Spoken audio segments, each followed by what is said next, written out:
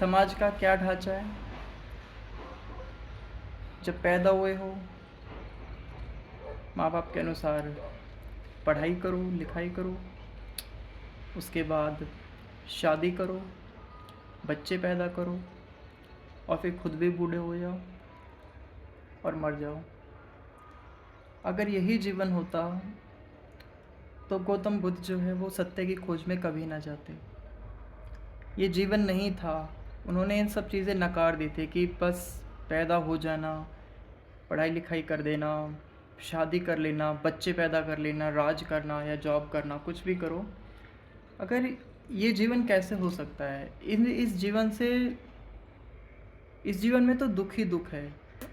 हर step पे आप देखिए, आपने जब से पैदा हुए हो और आज जिस भी फेज़ में हो, आपने 80% दुख झेले होंगे। स्कूल गए, वहाँ पे होमवर्क का दुख, टीचर्स का दुख, जॉब में बॉस का दुख, शादी के बाद घर की कलेश या जो भी, उसके बाद बच्चों का, उसके बाद बुढ़ापे में बीमारियों का।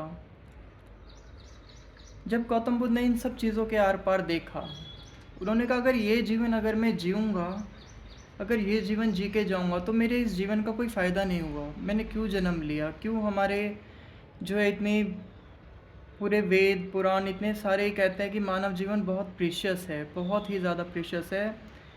इसमें 84 लाख योनियों के बाद ये मनुष्य जीवन मिला। अगर मैं इन्हीं चीज़ों में फंसा रहा तो मेरे इस जीवन का अर्थ कोई मिल नहीं पाएगा। इसलिए समाज का ढांचा तोड़कर, सब चीज़ें छोड़कर निकले और सत्य को पाया और पूरी दुनिया में बांटा भी। तो अब यह है कि हम अभी भी उन्हीं चीज़ों को दोहराए जा रहे हैं जो समाज के द्वारा बना दी गई। बहुत से महापुरुषों ने इन चीज़ों से हटकर सोचना शुरू किया।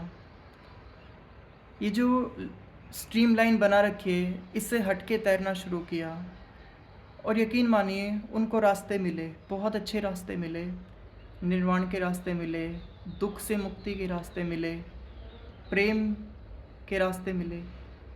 आजकल प्रेम तो है नहीं कहीं, बस लोग प्रेम प्रेम चिल्ला रहे हैं, लेकिन प्रेम किसी के हृदय में नहीं है। तो उन्होंने सिखाया कि प्रेम कैसे किया जाता है संसार को।